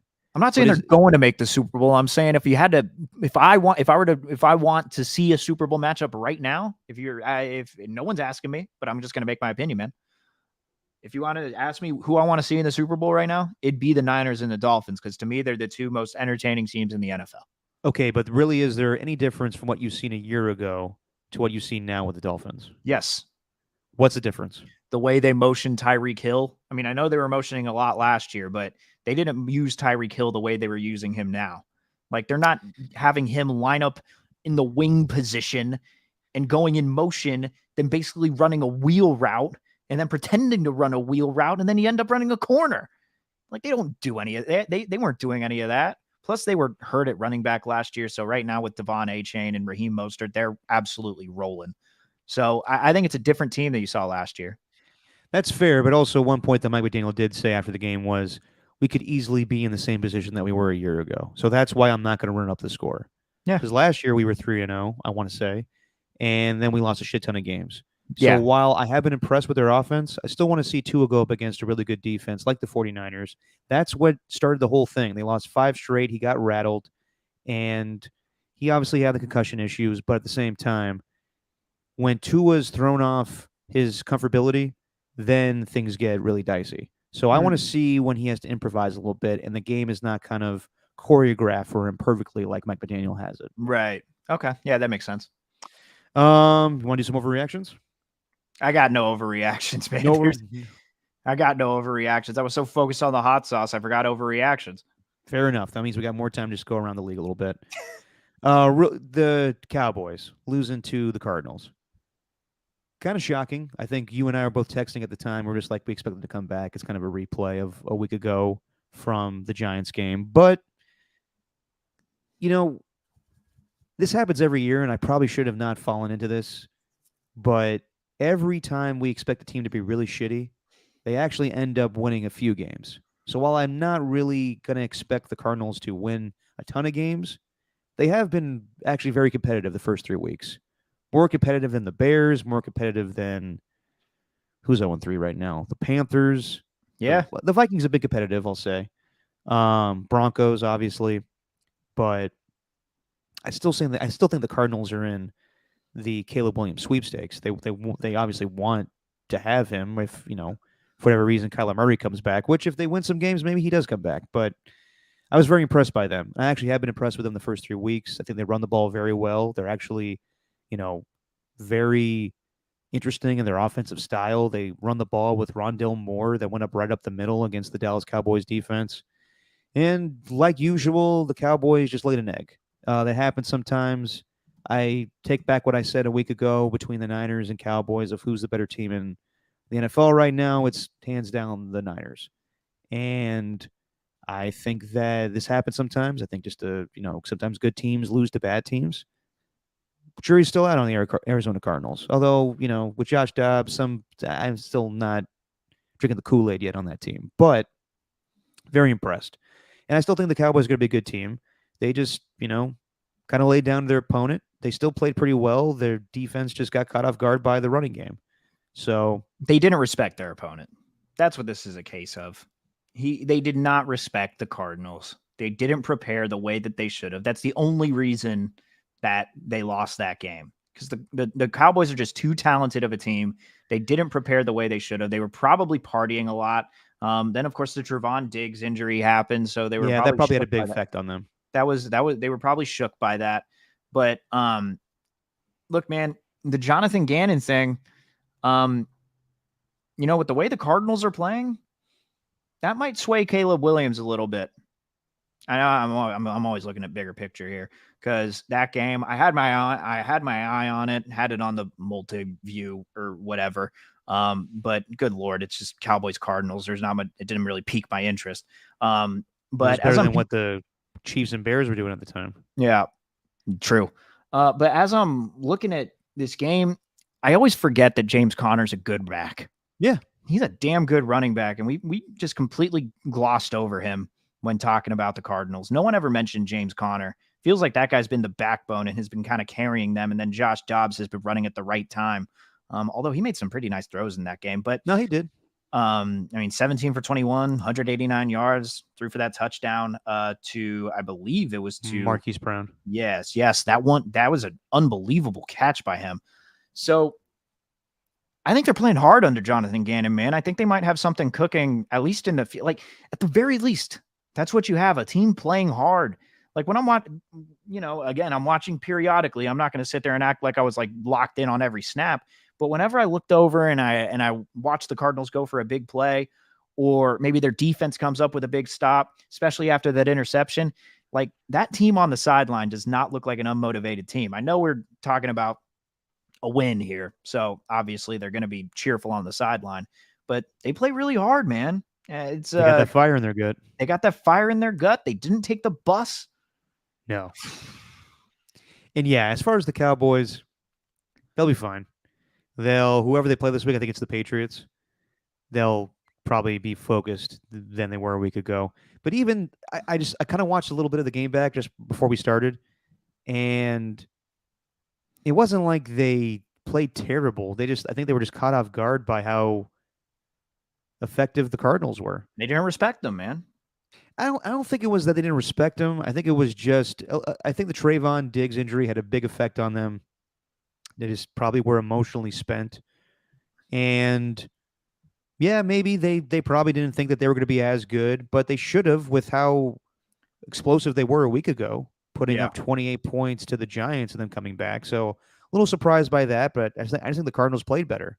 I don't think there really was much the Cowboys could do. Yeah, and the Cowboys almost had twice the penalties. Can't gloss over the 13 penalties on the Cowboys in this one. And they also had some questionable decisions. I think Mike McCarthy went for it early in the fourth quarter where they could have kicked the field goal to get back in the game. Also, I think they run the ball way too much. Like they were down by 2 possessions in that game and kept running it with Tony Pollard, where they could have just kept throwing with Dak Prescott. And that may be an indictment on Dak Prescott of what they think of him, especially with that interception. Like they were running the ball over and over and over again, and then when it came time to throw, he threw a pick to Kaiser White in the end zone. So while I'm not going to go crazy over the loss, I do think that this pretty much removes the Cowboys from the Niner discussion as who's the best team in football right now. Not maybe the best team, but the most complete team. I didn't think it was a discussion.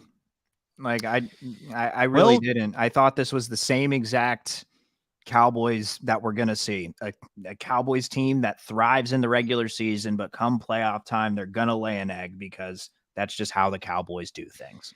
Yeah, and I probably gave them too much credit. The first 2 weeks, they played two New York teams, the Giants, they won 40-0 against, and they beat up on a Jets team that really has no offense right now. So we shall see when the Niners and Cowboys play each other in a couple weeks. Speaking of the Jets, you like Joe Namath going off on them? I mean, he's not wrong. I mean, no, Zach Wilson sucks. Yeah, dude. Like I said earlier, you're not seeing Joe Douglas have to talk. He hasn't talked since Aaron Rodgers went down, I believe. And there really is no contingency plan. Yeah. So their offense now has reverted to what they were a year ago. And Zach Wilson has lost so much confidence that they don't know what the fuck to do. Yeah. And I totally agree that the Jets defense is probably frustrated by this because they were planning on kicking ass and having a great offense. This sucks. And now we got to watch them on Sunday Night Football, which is going to be just another reminder of what we could have had. And I'm sorry, I don't want to go off track, but I'm going to. Go for it. Because totally glossed over this too. Cowboys, Cardinals. Shout out to AJ Cruz, 75 in the chat, because when we were discussing it on Saturday, the Cowboys, Cardinals, and we were making our picks, he said trap game. And it absolutely was a trap game. Anyway. Good for you, AJ Cruz. Anyway, back to, just got to give credit where credit's due. Yeah, absolutely. Back to the Jets. I don't really say, I try not to. This is the kind of style I took as a not a professional, as a radio host. But whenever talking about professional athletes, I try not to say they suck or they're trash, because after all, they're professional athletes, and I'm just sitting here on my ass, like paying for multi-view just so I could judge. But like, Zach Wilson stinks. Yeah. Like he's not an NFL quarterback. He makes terrible decisions. He somehow spun his way into a sack in this game. Yeah. Which is wild. He just does a sick ass spin move. He pressed circle and then he just runs right into the defender. It didn't work. And then he gets sacked in the end zone when you totally can't. Oh, by Matt Judon. And they almost won the game if, like, it's the irony. Randall Cobb, who always caught Hail Marys from Aaron Rodgers, looks a little disinterested in the last one. Is like, oh, whoops, I couldn't catch it. I feel so bad for Jets fans. And yeah, Zach Wilson, it's like a miracle when he completes a pass. Like all these guys, Garrett Wilson, Alan Lazard, all these guys I thought were going to put up monster numbers this year. Fucking Dalvin Cook is just, God, I feel bad for him because he came over thinking that he was going to be a 1-2 punch with Breece Hall, and both of those guys get nothing running the football because defenses just focus on the run. And they do not give any respect to Zach Wilson throwing the football. Case in point today, Willie Gay, linebacker for the Chiefs, when asked, what do you think of Zach Wilson as a passer? And he just smiles and goes, I don't want to be rude. You know, they do a good job. You know, they're trying to run the ball more. Just totally deflected, didn't answer about Zach Wilson. Yeah, it's bad. And AJ put out, man, how about the reports that some of Jets players are upset that Saul is propping up the corpse of Zach Wilson? Well, like I said, Joe Douglas hasn't said shit. Right. As far as I know. I could be totally wrong on that. But Robert Saleh is just, when he's coaching the game, he's coaching the game. He's in charge. But when he's doing press conferences, he's the messenger boy. He has to answer for the team and what the injuries are and what the front office is going to do. And I'm sure he would love to get another quarterback in there. But he doesn't have that say. So, yeah, he's going to have to go with the flow of Zach Wilson. And even today, I think he acknowledged, like, Zach's got to play better. The team knows he has to play better. But what can he do? He can't just, magically poop out a fucking Hall of Fame quarterback to come again. Yeah. That'd be an amazing skill. Yeah. But, no, they're up shit's creek. It sucks. Just some quick hits from week 3 in the NFL. Browns defense looks pretty good, man. They've only given up, I think, a combined total of 6 points at home. Myles Garrett, 3.5 sacks. They look good. And Deshaun Watson, I hate giving him credit, but he had a better game. They're running the ball very well with Jerome Ford. Yep. And almost said Jacoby Ford, the old wide receiver for the Raiders. Mm.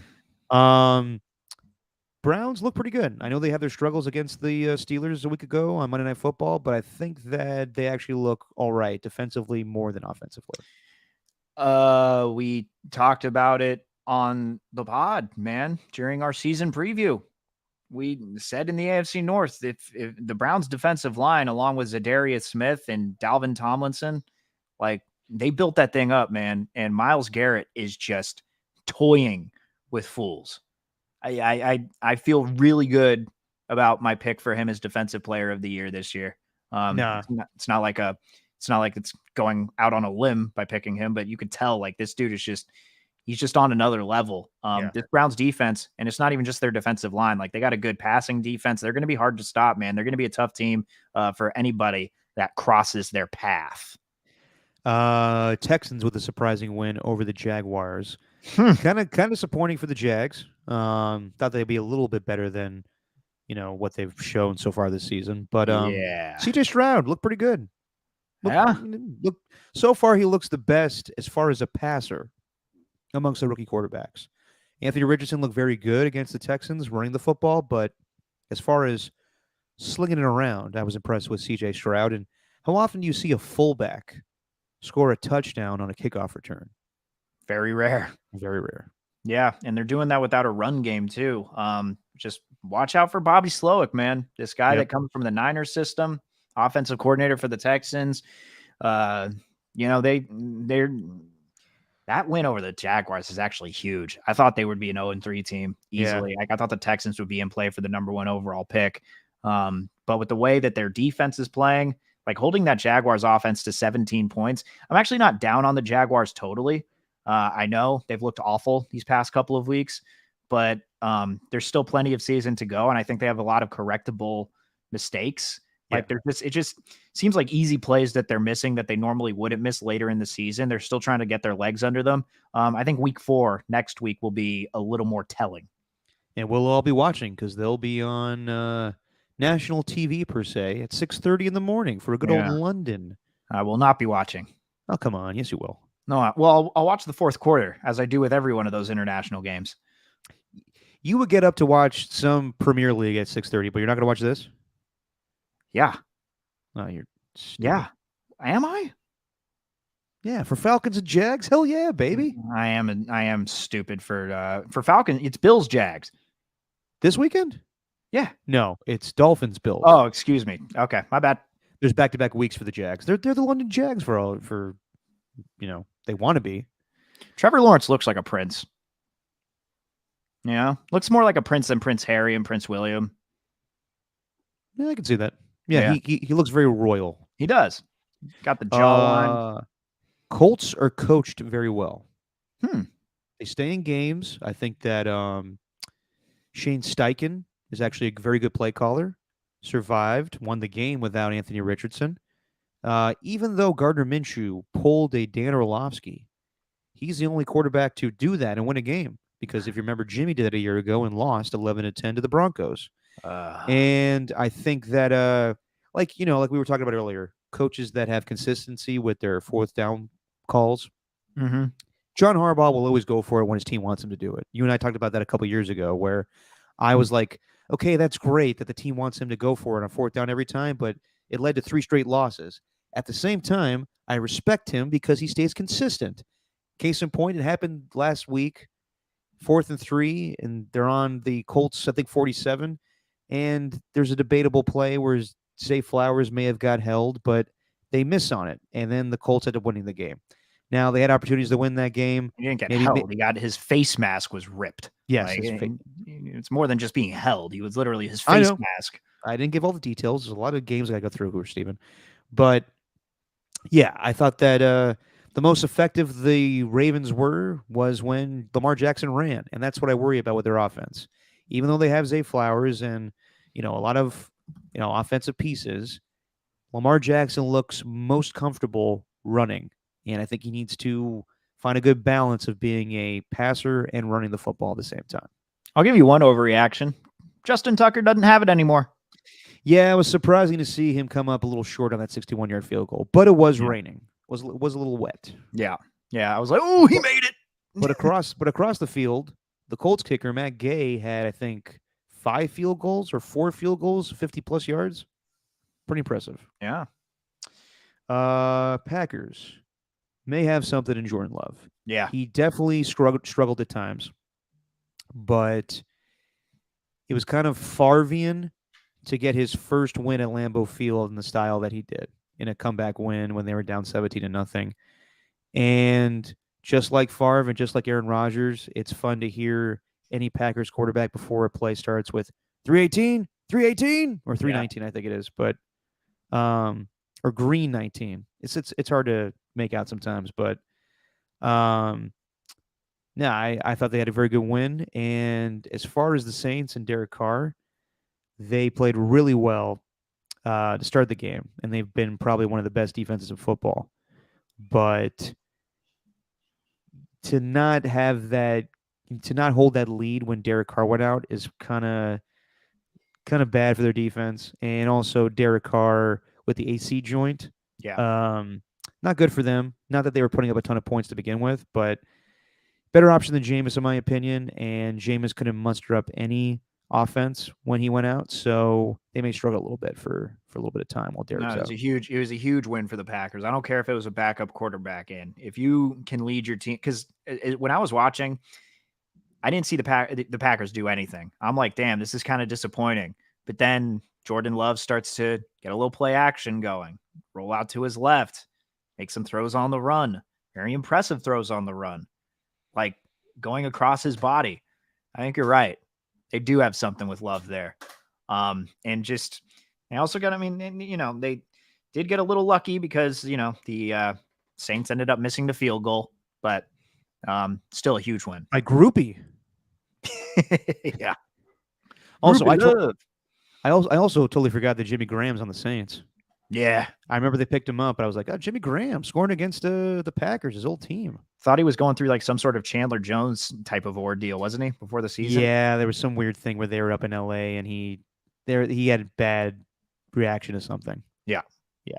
It's actually and also it's green 19.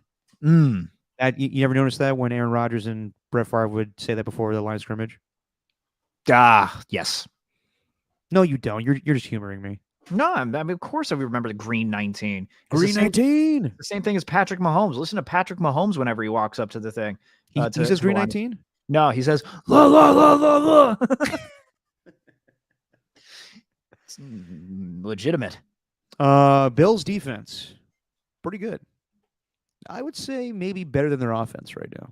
I didn't watch any of that game. I'll just give you the tidbits. Basically, it's pretty telling that Sam Howell looks terrible against the Bills and put up 35 points with the Broncos defense. Yeah. So, yeah, he was picked off 4 times, I think 5 turnovers total through a bad interception to A.J. Ebeneza, their defensive lineman. Josh Allen looked a little rusty. They ran the ball pretty well with James Cook, I want to say. Maybe I'm totally wrong there. I didn't see what he ended up with. But 37-3. I hate when teams are going to get shut out and they just, to not get shut out, they take a field goal in the end. If you're going to get shut out, don't settle for the field goal. Try to score a touchdown. That's cowardly. Josh McDaniels like to just say, well, at least we didn't get shut out, so we kick the field goal to avoid the shutout. No, try to score a touchdown in the end. And if you don't, then you get shut out. Yeah, and get Joey Sly a little confidence. No. So while the Bills and Dolphins play each other this week, Dolphins look really good on offense and the Bills look really good on defense. I think they've only given up 2 offensive touchdowns the whole season. But the Bills still look a little rusty on offense, in my opinion. Mm-hmm. Talking about the Bears, they look like the worst team in football right now, just offensively and defensively. They just look awful. And I don't know if it's going to get any better with what they've been going through. Yep. Eagles. They look like the most questionable 3-0 team at this point.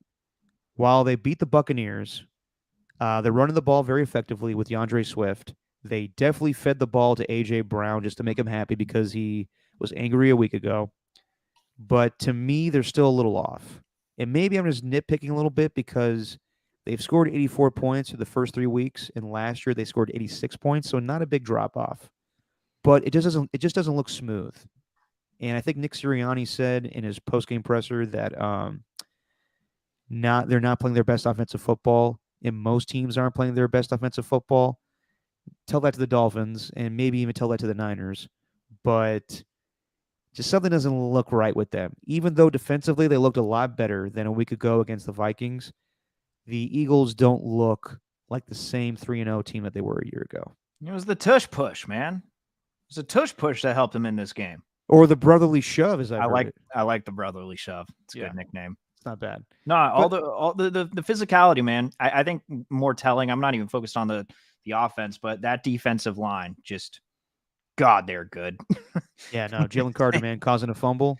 Yeah, they are ferocious. I think he had God, what do you have? I think he had a sack, a couple of quarterback hits, something else in the first half alone. Yeah, dude's a menace. No, they look good defensively. They improved, but something looks a little off with Jalen Hurts. Yeah, and I know that Donovan McNabb said something along the lines of him not being 100% healthy still, but I don't know if it's that. I think it's just a new offensive coordinator and still needs time to figure things out. It's crazy to think a 3-0 team could improve.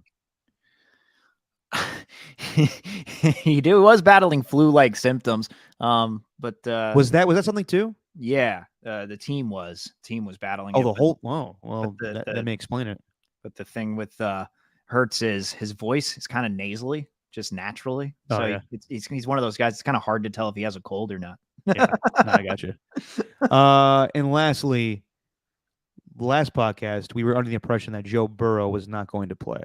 Yeah. And then he gutted it out, and he did not have the best performance, but he had a gutsy performance, and the Bengals defense totally stepped up and sacked Matthew Stafford what it felt like every single goddamn play. Bengals defense basically won him that game, and Joe Burrow did enough to stay in the game. My only concern is with the Aaron Rodgers injury happening, is this just a ticking time bomb for Joe Burrow? He did not look good, and I don't know if it's going to improve for him the whole season. And with calf injuries, they tighten up and they turn into Achilles injuries, and I just don't want to see that happen to Joe Burrow. Agreed. But on the flip side, there's a chance that he can improve from this, and the Bengals just could turn into the Bengals. They could, but I just don't. When you have something like that and you're not going to give it the proper time to heal, I don't know how it's going to improve. Yeah, I get you. One more thing from week 3. We glossed over this, but Falcons, Lions. I just think the Lions are a damn impressive team. You think that even more? Tell me why. Just the way they dominated up front. I think as far as their offensive and defensive line, the combination of both, I just think they could be one of the best in football in that regard. And when you have an offensive and defensive line who could pretty much beat any other team in the trenches, I think that team can go places. So this Lions team, I think, is absolutely for real here. It just felt like it was a dominating performance. But also, I don't really understand Arthur Smith and his overall planning, his style. I just don't get the lack of usage for Bijan Robinson, lack of getting the ball to Drake London, the lack of targeting him. I mean, the fact that he only had 6 targets in this game. Desmond Ridder, I mean, he was getting hounded a lot of the day, but I don't know. There's just sometimes where it's really confusing the way the Falcons go about their business. But I just thought the Lions just absolutely big boyed him in that game. They definitely did. It was a total flip of what happened a week ago where they lost to the Seahawks 37-31, and you and I were questioning if they had a defense. And without C.J. Gardner-Johnson, they definitely stepped up and were more physical. Totally different game. They didn't put up a ton of points. They had the one big touchdown throw from Jared Goff to Sam Laporta, the rookie tight end. Yeah. And then Jared Goff ran a touchdown in, but it was mostly the defense and them establishing their physicality. And yeah, I just think that the Falcons got by the first 2 weeks, and then they just met a more physical team last week. So yeah, I'm not 100% buying the Lions yet, and we'll talk about that a little bit here in our Thursday night pick. But They should have won that game. They needed to win that game, and they got it done. And they got this rookie Brian Branch, who's an absolute beast. Yes, so, safety. Pick 6 of week 1. Yep. And lastly, not too much to take away from this game. Seahawks, Panthers, just Bryce Young didn't play. They're going to struggle. Seahawks were at home wearing their white jerseys for some reason, but they just dominated. So I'm not going to put a lot of stock into that one yet. Yep. Real quick here for the Thursday night pick. You got the Detroit Lions at the Green Bay Packers. And surprisingly, the Lions, unless this shifted, I should actually double check this. I had it yesterday with the Lions being favored by 1 in Lambeau. Yeah. But let me double. Do you still have that, Steven? Yeah, it's I got 1.5 here. Interesting. That's weird to me. And the over-under is 45.5. What do you think? Oh, boy. That's a tough one. I'm inclined to take the over because I just don't want to take the under with any Lions game, but seeing how that one against the Falcons went, I think the Lions, I think they might roll with the defense here. So I'm going to take the under, and yeah, you know what? Give me the Lions.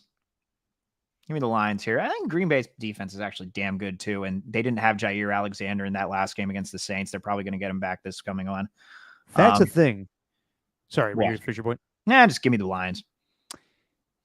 I think that the Packers have gotten by with not even having their best players yet. Like you said, Jair Alexander was hurt, and he'll come back for tomorrow's game.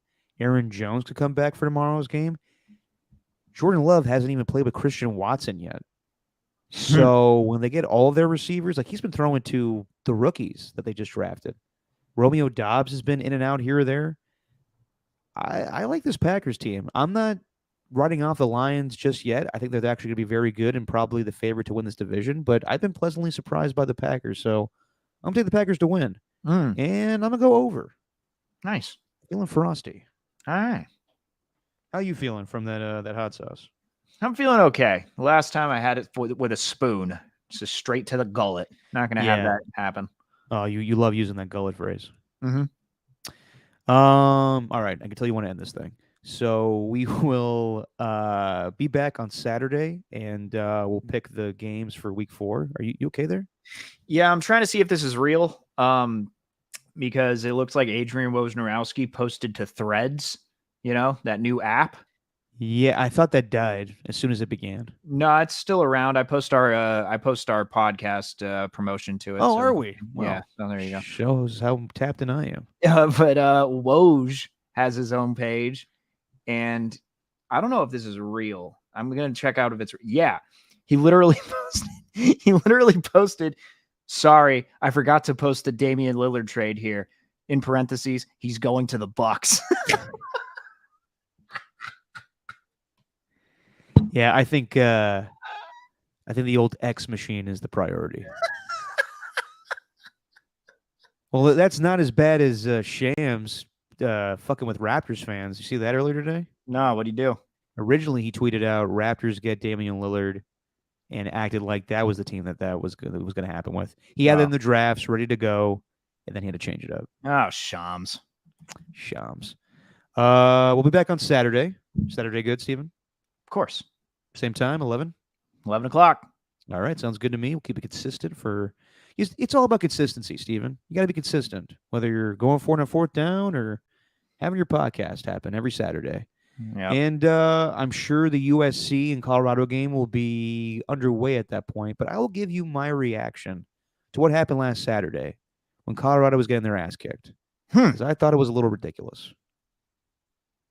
What? What do you mean? It turned into a ridiculous thing of some people being overjoyed and some people being outraged. So I will get into that more on Saturday. All right. Until then, thank you to all the people watching and listening. AJ Cruz, one of the Ernies. Where's the other Ernie? He's at the game. Who's going to Giants games now? Season's over, everybody. I'll be there on Friday. Why? Just watch the Dodgers? Friends. All right. Who's pitching? Not Kyle Harrison. I don't know. Is he pitching on Saturday, Sunday? I don't know. All right. You enjoy your last moments of the 2023 Giants season because it was one hell of a ride. Nothing like it, like they say. How about the A's setting the franchise record for losses in Oakland history? How about that? I'm sure they're proud of it. Yeah. I got I went to the game on Friday. I got an Estee Ruiz giveaway shirt. So there you go. The A's game? Yeah. It's actually a pretty sick shirt. They did really well at the giveaway. You were in the town? You didn't tell me? Of course. Why would I tell you? Rude. Anyway, say what you always say, Steven. It's just our opinion. Oh, man. I'll let that